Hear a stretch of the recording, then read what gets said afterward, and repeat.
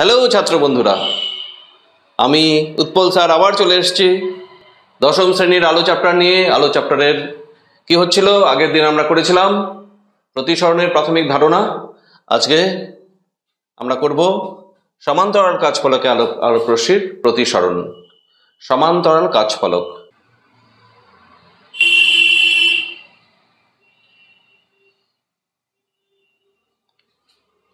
এটা একটা সমান্তরাল কাচের টুকরো, মনে করো এটা একটা সমান্তরাল কাচের টুকরো। এর উপর আলোক রশ্মি পড়ছে, দেখো এখানে ছবি দেখানো হয়েছে। এর উপর যদি আলো এসে পড়ে, এইভাবে এসে আলো পড়ছে, তার নিচ দিয়ে বেরিয়ে আসবে।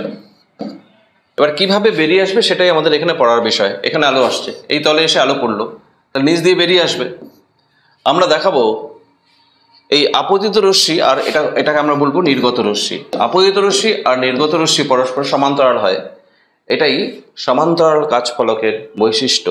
যে আলোক রশ্মি যে কোণে আপতিত হবে ঠিক সেই কোণেই বেরিয়ে যাবে, তবে একই লাইনে নাও হতে পারে, একই লাইনে নাও হতে পারে, এইদিকে নাও হতে পারে, এইদিকে পড়লো এই দিক দিয়ে বেরিয়ে যাচ্ছে।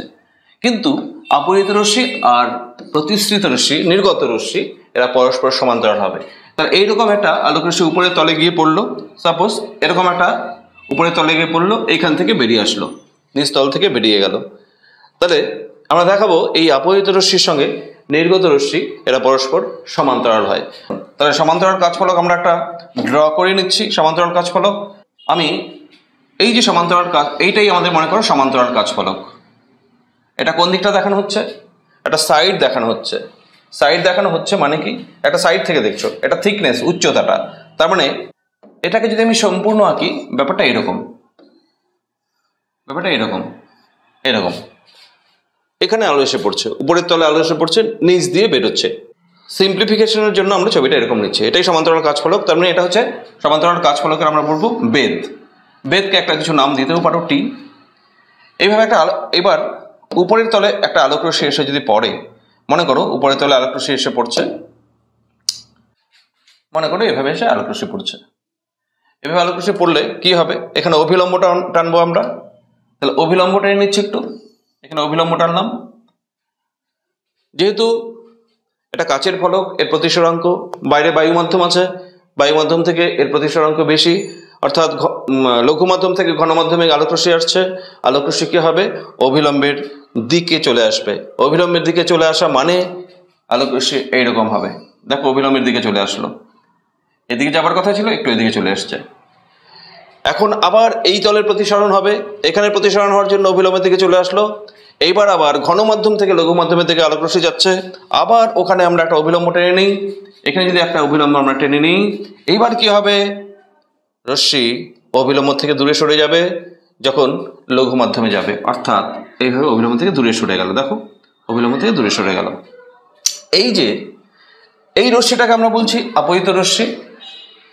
এটা তুমি প্রতিসৃত রশ্মি বলতে পারো। এটা প্রতিসৃত রশ্মি, এই বিন্দুতে প্রতিসরণ হলো, আবার প্রতিসরণ হলো কোথায়, আবার এই বিন্দুতে প্রতিসরণ হলো, এই বিন্দুতে প্রতিসরণ হয়ে কি হলো, এইভাবে চলে গেল।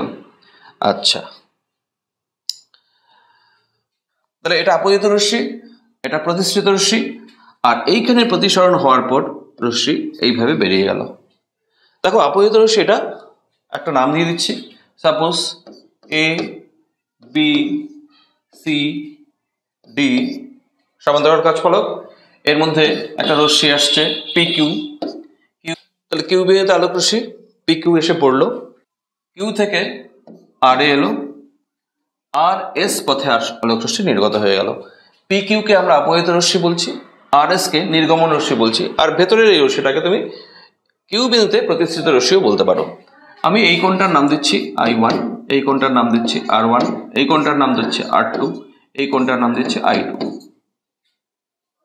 তুমি এটা I2, এটাও R2 দিতে পারতে। আচ্ছা, এবার আমরা কি করব, একটা বিষয় এখানে খেয়াল করো, PQ আর RS সমান্তরাল হবে আমরা বলেছি।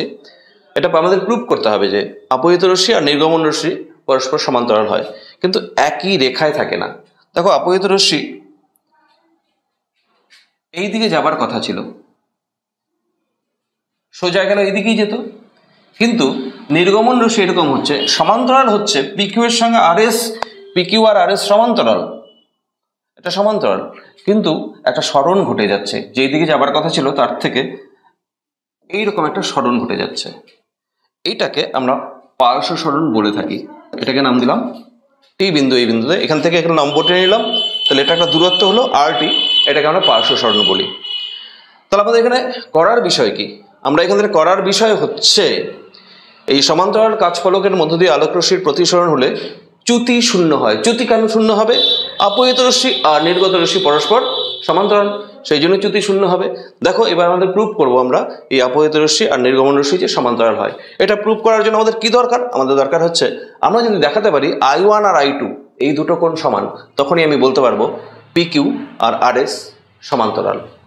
তাহলে আমাদের দেখাবো আমরা যে কোণে আপতিত হলো ঠিক সেই কোণে বেরিয়ে গেল কোণ দুটো যদি সমান আমরা দেখাতে পারি, তাহলেই PQ RS সমান্তরাল প্রুফ হবে। সমান্তরাল প্রুফ হওয়া মানেই হচ্ছে চ্যুতি শূন্য হবে। তাহলে অ্যাকচুয়ালি সমান্তরাল কাচফলকের মধ্যে দিয়ে আলোর প্রতিসরণ ঘটলে কি হয়? চ্যুতি শূন্য হয়। তাহলে আমরা দুটো লাইন লিখি।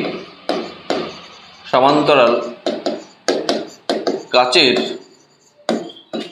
স্ল্যাবের মধ্য দিয়ে আলোর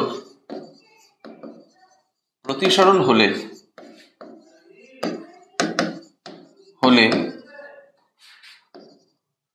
চ্যুতি শূন্য হয়।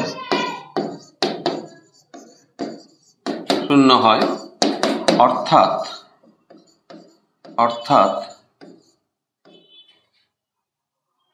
আমরা কি করব? PQ সমান্তরাল RS, এটার সঙ্গে সমান্তরাল এটা হয়। আচ্ছা, এবার দেখো আমরা প্রুফ করছি, এটারই প্রুফ হবে। তাহলে প্রুফ কিভাবে প্রুফ করব? স্নেলের সূত্র প্রয়োগ করব। আমি ধরে নিচ্ছি এটা বায়ু মাধ্যম AR, এটা কাচ মাধ্যম G। বায়ু থেকে কাছে আসছে আলো, আবার কাচের থেকে আবার বায়ুতে চলে গেছে আলো। যখন কিউ বিন্দুতে প্রতিসরণ হচ্ছে তখন বায়ুর থেকে কাছে এসছে, আবার আর বিন্দুতে যখন প্রতিসরণ হচ্ছে তখন কাচের থেকে বায়ুতে যাচ্ছে। তাহলে আমি কিউ বিন্দুতে প্রতিসরণের জন্য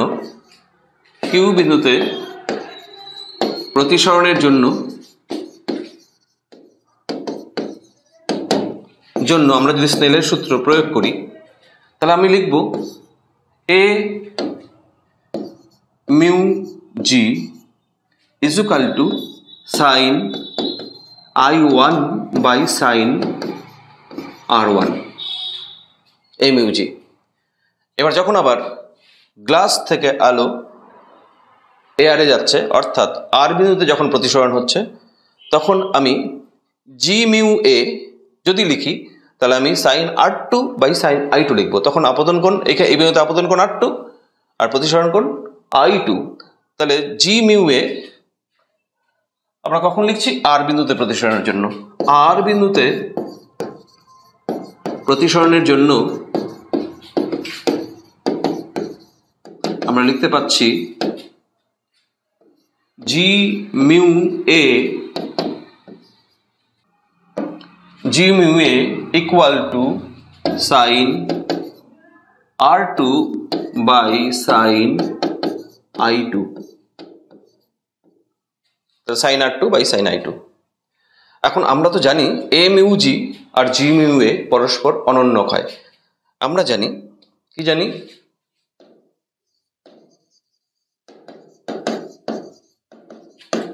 A mu G is equal to 1 by G mu A। A mu G আমাদের কত বের করলাম? sin I1 by sin R1, R 1 by G mu A মানে হচ্ছে sin R2 by sin I2।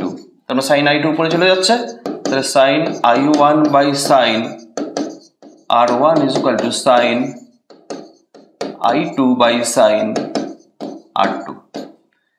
এই সমীকরণটা আমরা পেলাম, sin I1 by sin R1, sin I2 by sin R2। এবার একটু দেখো R1 আর R2 কোণ দুটো সমান। কেন সমান? আমি বললাম কি R1 আর R2 কোণ দুটো সমান, কারণ হচ্ছে এই যে অভিলম্ব দুটো, এই দুটো সমান্তরাল আছে আর এটা ভেদক। অভিলম্ব দ্বয় সমান্তরাল, আর এটা যদি ভেদক হয় R1 R2 পরস্পর একান্তর কোণ হয়। তাহলে আমি লিখতে পারি যেহেতু কিউ ও আর বিন্দুতে যেহেতু কিউ ও আর বিন্দুতে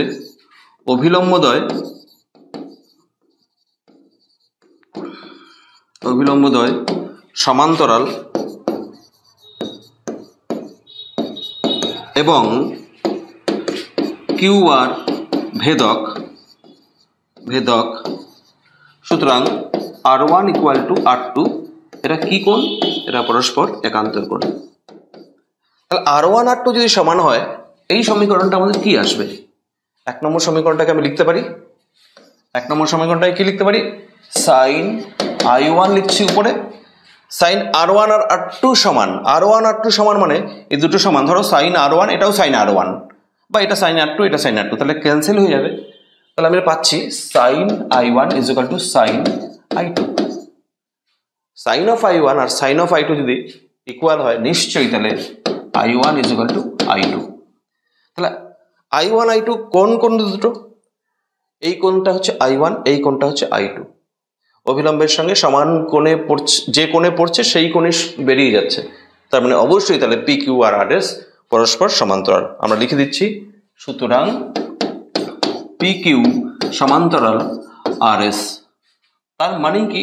সুতরাং সমান্তরাল কাজ ফলকের মধ্য দিয়ে, সমান্তরাল কাজ ফলকের মধ্য দিয়ে আলোর প্রতিসরণ হলে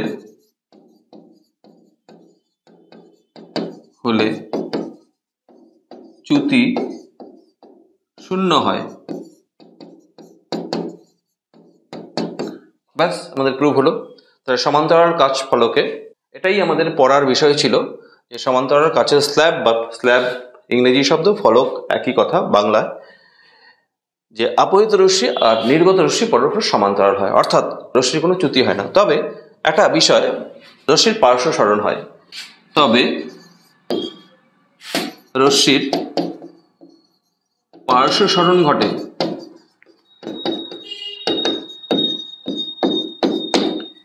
আচ্ছা, এই পার্শ্ব সরণের মান তোমরা যদি জানতে চাও, এই পার্শ্ব সরণ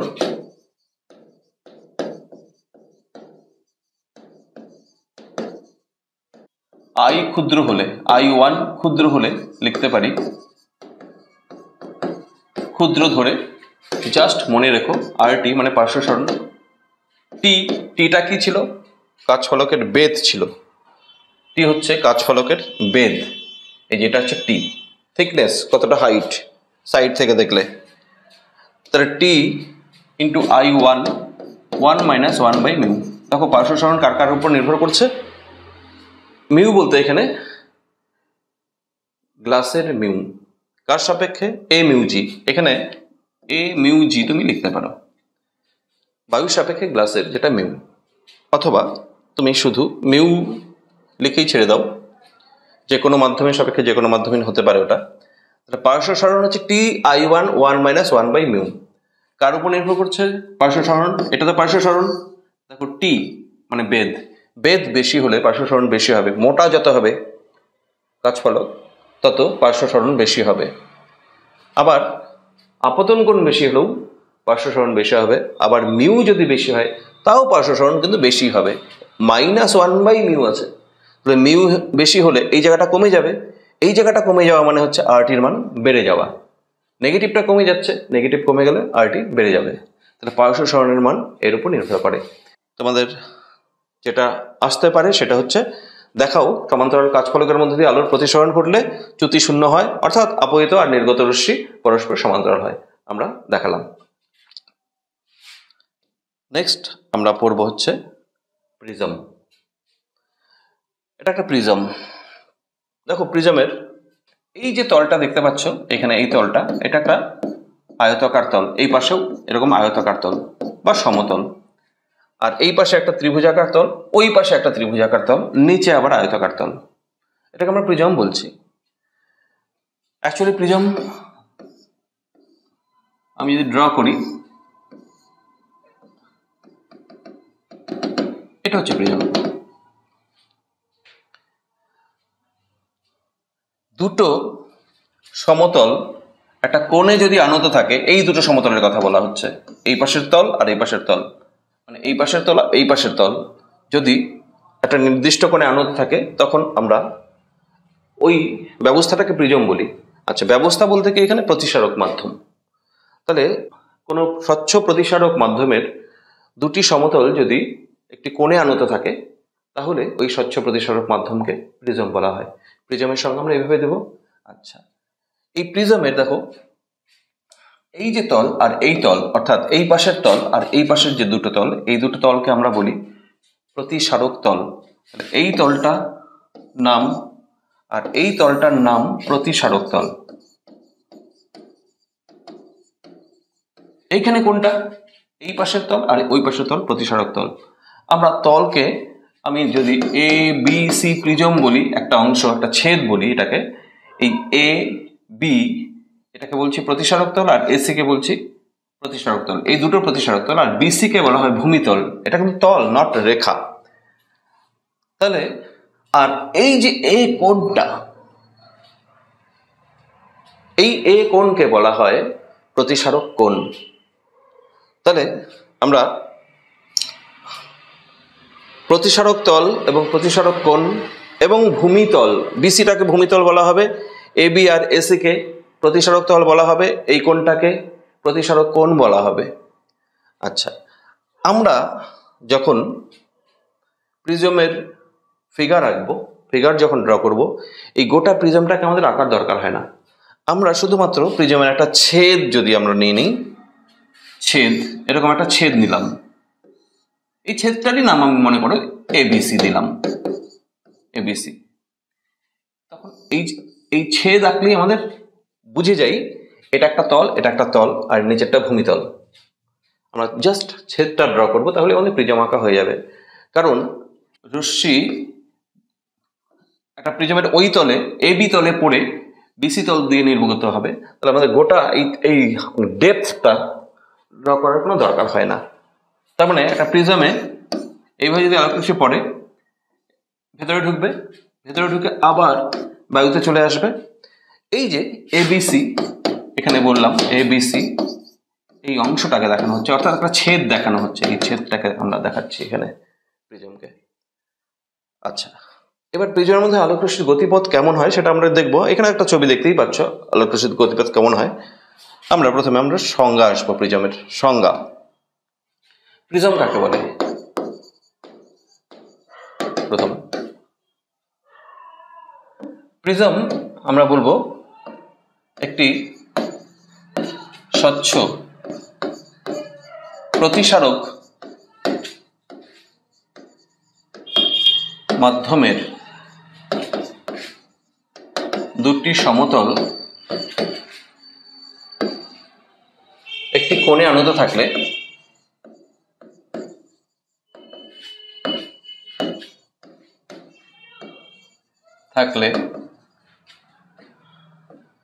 ওই মাধ্যমটিকে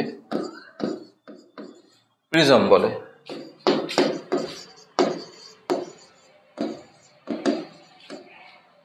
কাচেরই হতে হবে এমন কোনো কথা না, সাধারণত কাচের হয়, আমরা দেখি। এবার প্রিজমের একটা ছবি ড্র করছি, এইটাই প্রিজম। 3D ফিগার আমরা ড্র করছি না, আমরা 2D ফিগার ড্র করছি, অর্থাৎ শুধুমাত্র একটা ছেদ নিচ্ছি, এ বি সি, এটা তাহলে প্রিজম।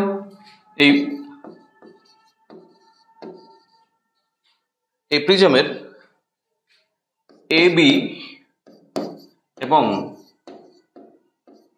এসি তল দুটিকে, দুটো রেখা না শুধু, এটা তল, এদেরকে বলা হয় প্রতিসারক তল। আর বিসি একটা তল, এটাকে বলা হয় ভূমি বা ভূমিতল, ভূমিতল বা ভূমিও বলতে পারো, ভূমিতল। আর সব থেকে ইম্পর্টেন্ট হচ্ছে এই কোণটা, এরকম সাইন দেওয়ার দরকার নেই, অ্যাঙ্গেলের সাইন দেওয়ার দরকার হয় না। প্রতিসরক কোণ বোঝাতে গেলে এ লিখলেই আমরা প্রতিসরক কোণ বুঝে যাব, এরকম সাইন দেওয়ার আর দরকার নেই। এটাকে আমরা বলছি প্রতিসরক কোণ। গেল। এবার প্রিজমের মধ্যে দিয়ে আলোকরশ্মির প্রতিসরণ হলে কিভাবে যায় সেটা আমরা দেখব। প্রিজমের মধ্যে দিয়ে আলোকরশ্মির গতিপথ কেমন হয় দেখি। প্রিজমের মধ্য দিয়ে আলোর গতিপথ কেমন হয় সেটা আমরা দেখতে চাই। দেখো একটা প্রিজম নিয়ে নিচ্ছি, এটা একটা প্রিজম, এটা এ বি সি। একটা আলোক রশ্মি এ বি তলে পড়লো, সাপোজ এ বি তলে পড়লো, একটা আলোক রশ্মি এইভাবে পড়লো, এইভাবে পড়লো আলোক রশ্মি এসে এ বি তলে। কি হচ্ছে, ধরে নাও এটা ঘন মাধ্যম, কাচ মাধ্যম ধরে নাও, এটা এয়ার বায়ু মাধ্যম ধরে নাও। তাহলে এখানে আমি যদি একটা অভিলম্ব ড্র করি, অভিলম্বের দিকে চলে আসবে যখন লঘু মাধ্যম থেকে ঘন মাধ্যমের দিকে যাচ্ছে। তাহলে একটা অভিলম্ব ড্র করা যাক। এটা হচ্ছে অভিলম্ব, এই বিন্দুতে এই তলের সঙ্গে এটা লম্ব হবে, 90 ডিগ্রি কোণে থাকবে। এবার তাহলে রশ্মিটা কিভাবে নির্গত হবে, অভিলম্বে সোজা যাবে না, সোজা না গিয়ে কি হবে, অভিলম্বের দিকে চলে আসবে। আসলো দিকে, অভিলম্বের দিকে চলে আসছে, এদিকে যেতে গিয়ে এদিকে চলে আসছে। এইবার আবার ঘন মাধ্যম থেকে কি হচ্ছে, লঘু মাধ্যমে যাচ্ছে। যখন ঘন মাধ্যম থেকে লঘু মাধ্যমে যাবে তখন আবার অভিলম্বের থেকে দূরে সরে যাবে। আবার একটা অভিলম্ব ড্র করি এখানে, তাহলে এইখানে অভিলম্ব ড্র করলাম। এবার কি হবে, অভিলম্ব থেকে দূরে সরে যাবে। অভিলম্ব থেকে দূরে সরে যাবে মানে সোজা যাওয়ার কথা ছিল, সোজা না গিয়ে এই দিকে যাচ্ছে ধরো। ব্যাস, তাহলে প্রিজমের মধ্যে আলোক রশ্মির গতিপথ কি রকম হচ্ছে। সাপোজ এটা পি, এটা কিউ, এটা আর বিন্দু, এটা এস বিন্দু। তাহলে পি কিউ আর এস পথে আলোক রশ্মি বেরিয়ে যাচ্ছে। পি কিউ কে আপতিত রশ্মি, কিউ আর কে প্রতিসৃত রশ্মি, আর আর এস কে তুমি নির্গমন রশ্মি বলতে পারো। আচ্ছা, এইখানে আপতন কোণ নাম দিলাম I1, আর এইখানে অভিলম্বের সঙ্গে যে কোণ সেটা হচ্ছে প্রতিসরণ কোণ R1। আবারও এই ভেতরের কোণ R2, বাইরের কোণ I2 নাম দেওয়া হলো। তাহলে I1 কোণে আপতিত হয়ে I2 কোণে নির্গত হয়ে যাচ্ছে। তাহলে এখানে আলোক রশ্মির গতিপথটা বুঝতে পারছো। তার মানে দেখো, প্রিজমের মধ্যে আলোক রশ্মির প্রতিসরণ হলে নির্গমন রশ্মি সবসময় ভূমি, প্রিজমের যে ভূমি থাকে সেই ভূমির দিকে বেঁকে আসে। এবার চ্যুতি নির্ণয় করতে হবে। এবিসি প্রিজমের মধ্য দিয়ে পি কিউ আর এস পথে প্রতিসৃত হয়। লিখলাম এই কোণটাকে আপতন কোণ, এটাকে নির্গমন কোণ, এটা প্রতিসরণ কোণ, এটা এখানে এই বিন্দুতে আপতন কোণ তুমি বলতে পারো। এখন আমাদের চ্যুতি নির্ণয়, মূল বিষয় হচ্ছে চ্যুতি কত হয়, চ্যুতি নির্ণয়।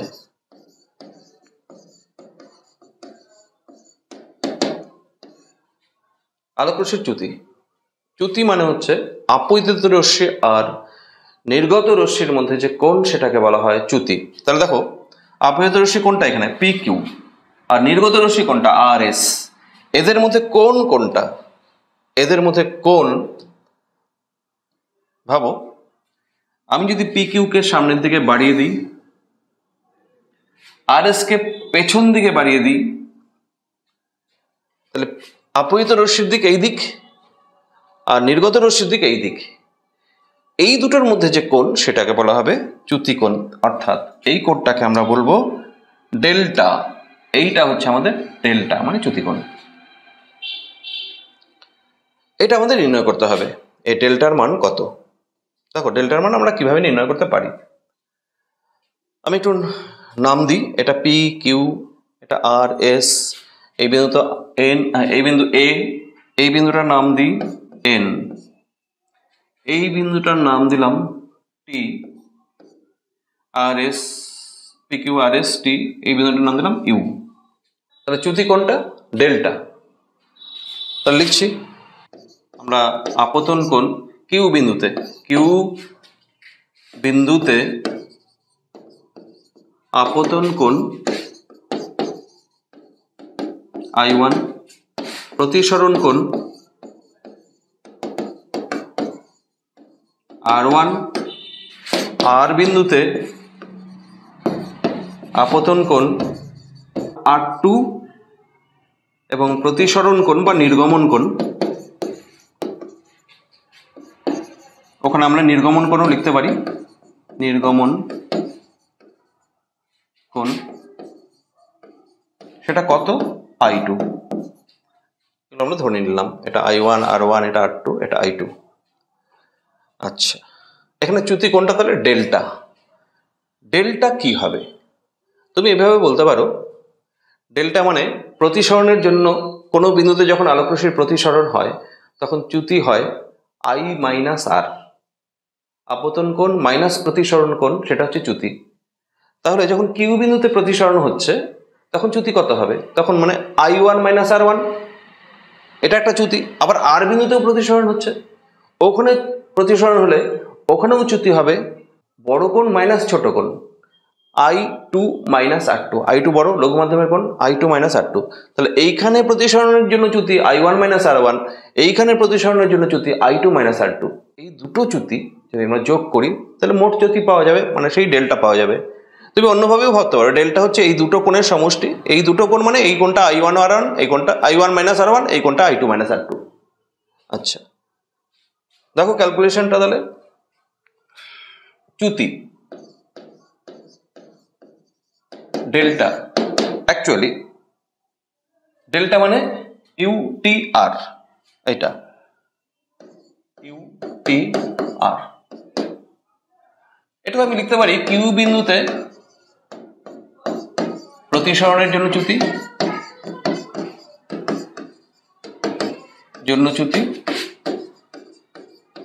প্লাস আর বিন্দুতে প্রতিসরণের জন্য চ্যুতি।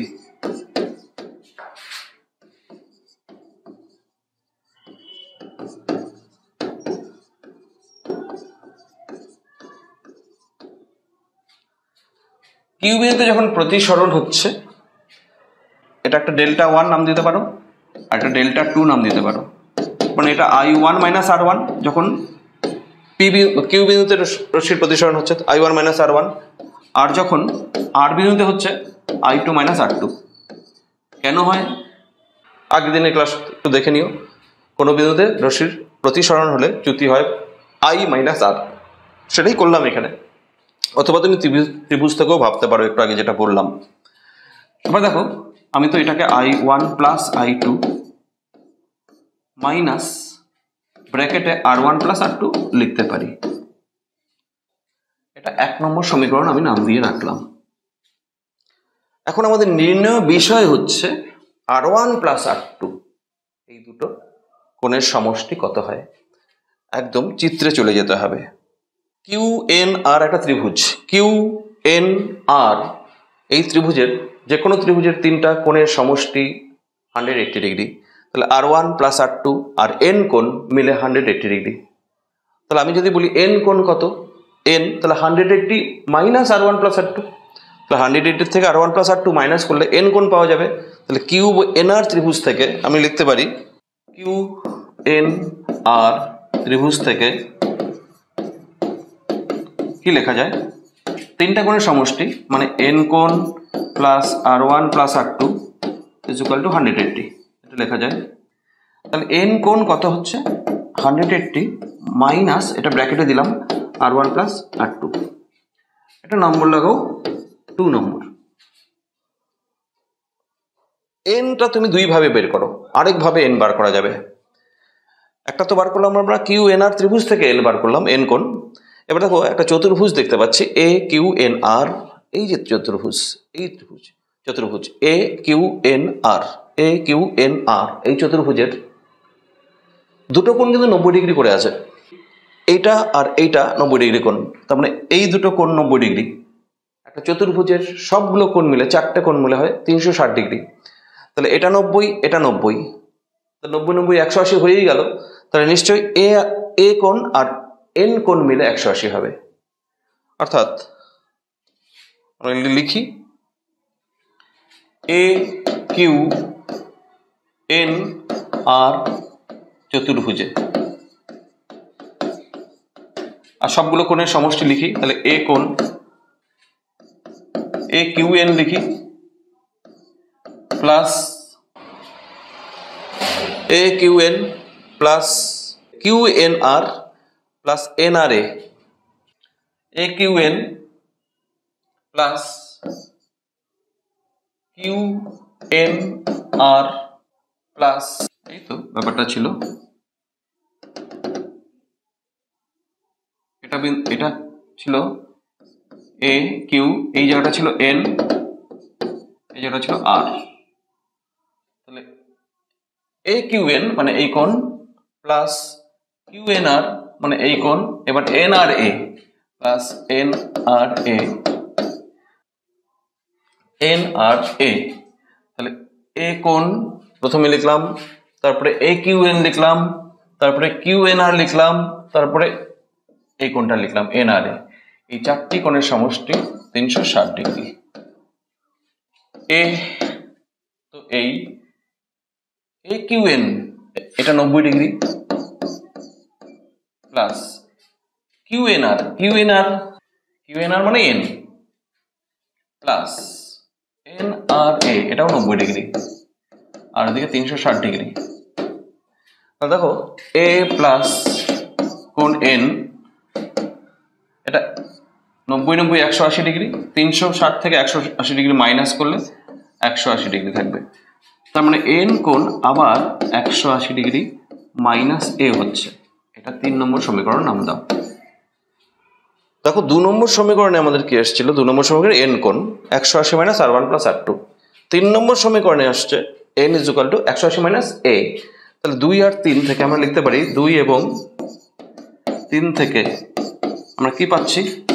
দুটো এন সমান, ওখানে ছিল 180 minus R one plus R two 2 নম্বর সমীকরণ দেখো, আর এটা হচ্ছে 180 মাইনাস এ। তাহলে 180 180 cancel, minus R one plus R two is equal to minus A, minus minus cancel, সুতরাং therefore R one plus R two is equal to A. এই দেখো R one plus R two চলে আসছে আমাদের এ। এবার আমরা আমাদের উদ্দেশ্যটাই তো ছিল চ্যুতিকোণ নির্ণয় করা। চ্যুতিকোণ কত? I1 plus I2 minus R1 plus R2 মানে এ। ব্যাস 1 নম্বর সমীকরণ থেকে আমরা চ্যুতি পাচ্ছি। 1 নম্বর সমীকরণটা আমাদের কি আসছে তাহলে? 1 নম্বর সমীকরণ আসছে আমাদের, সুতরাং 1 নং থেকে আমরা পাচ্ছি delta is equal two I1 plus I2 ছিল, মাইনাস R1 প্লাস R2 ছিল, তার জায়গায় আমরা এ লিখছি। এটাই হচ্ছে প্রিজমের চ্যুতিকোণ। এই তোমরা শিখবে। আরেকটা কথা শুনে রাখো, আই এর সঙ্গে ডেল্টা মানে আপতন কোণের সঙ্গে চ্যুতিকোণের যদি আমরা গ্রাফ অঙ্কন করি তাহলে কি হয়, কেমন হয় সেই গ্রাফটা, আমরা ওটাকে বলি আই ডেল্টা গ্রাফ। নেক্সট হচ্ছে আই ডেল্টা লেখচিত্র। আই ডেল্টা লেখচিত্র। লেখচিত্র আঁকার জন্য আমরা এদিকে আমি আই নিচ্ছি, এদিকে ডেল্টা নিচ্ছি। আপতন যখন কোণ ক্ষুদ্র হয় তখন ডেল্টা বেশি হবে, আপতন কোণ বাড়াতে থাকলে ডেল্টা কমে মিনিমাম হবে, আরও আপতন কোণ বাড়লে তখন ডেল্টা আবার বেড়ে যাবে। আই ডেল্টা গ্রাফ এরকম হবে। তাহলে নির্দিষ্ট একটা আপতন কোণের জন্য ডেল্টার মান সব থেকে কম, এইটাকে আমরা মিনিমাম চ্যুতিকোণ ডেল্টা এম, ন্যূনতম চ্যুতিকোণ বলি।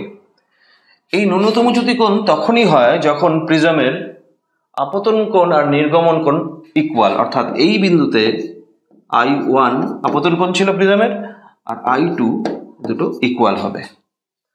I1 I2 ইকুয়াল হলে R1 R2 ইকুয়াল হয়, তাহলে I1 যখন I2 ইকুয়াল হবে তখন যে চ্যুতির ভ্যালুটা পাবে সেটা হচ্ছে সব থেকে কম একটা প্রিজমের ক্ষেত্রে। হ্যাঁ, আপতন কোণের মান তুমি চেঞ্জ করে যাও, করতে করতে যখন দুই পাশে দুটো কোণ, এটা অভিলম্ব এটা অভিলম্ব, এইভাবে রশ্মি যাচ্ছে আর এইভাবে যাচ্ছে, এই কোণ যখন এই কোণের ইকুয়াল হয়ে যাবে তখনই চ্যুতি হবে মিনিমাম, এই চ্যুতির ভ্যালুটা হবে মিনিমাম। এটাকে আমরা মিনিমাম ডেভিয়েশন বলি। আর তাহলে দেখো ন্যূনতম চ্যুতি কোণ দেখানো হচ্ছে, ন্যূনতম চ্যুতির শর্ত, তাহলে গ্রাফ তো এটা হলো। এবার ন্যূনতম চ্যুতির শর্ত, ন্যূনতম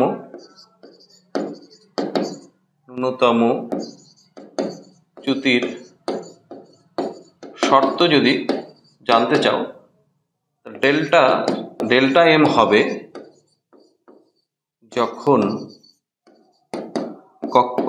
যখন I1 = I2 এবং I1 I2 সমান হলে R1 R2 সমান হবেই, R1 R2 সমান হয়। তার মানে এটাও যদি I কোণ হয়, এটাও যদি I কোণ হয়, এইটাও যদি R কোণ হয়, এটা যদি R কোণ হয়, এই দুটো কোণ সমান, এই দুটো কোণ সমান, এই কন্ডিশনিং এই ডেভিয়েশনটা, এইখানকার যে ডেভিয়েশন, অ্যাঙ্গেল অফ ডেভিয়েশন বা চ্যুতি কোণ, সেটা মিনিমাম হবে, সেই মিনিমাম ডেভিয়েশন এটা। তাহলে I ডেল্টা কার্ভ মনে রাখো এরকম হবে। আর ন্যূনতম চ্যুতির শর্ত যেটা কি হবে ডিরেক্টলি মনে রাখো, এর ক্যালকুলেশন আছে, তোমরা 11-12-এ উঠলে এই ক্যালকুলেশন তোমরা পড়বে কখন ন্যূনতম চ্যুতি হয়। জাস্ট আমি গ্রাফটা বললাম, ঠিক আছে, শেষ করলাম, আবার দেখা হবে।